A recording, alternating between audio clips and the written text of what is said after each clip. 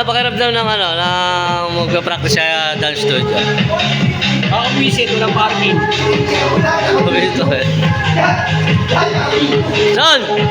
Kamusta pakiramdam ng magpa-practice sa studio? Kabattery pa rin. Ha? Kabattery pa rin. Tay, kamusta pakiramdam ng magpa-practice sa studio? Ha? Sagot.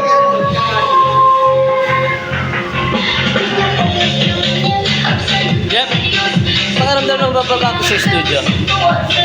Hingal ako. Ha? Hiningal ka? Floor eh.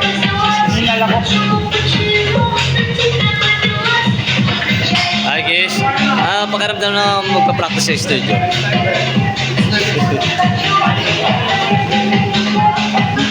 Ikaw?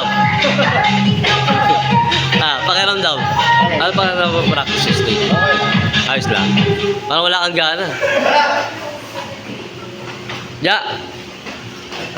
Ano pakiramdam ng magpa-practice sa studio? First time ko makapag-practice sa ganitong kagandang studio. Aircon pa. Aircon?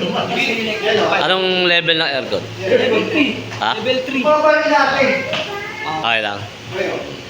Nye, ano pakiramdam ng magpa-practice sa studio? Ganun pa rin. Ano?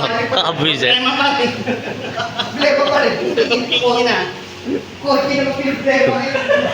Ano pakiramdam ng ano, magpa-practice sa studio? Ayos lang. Ha?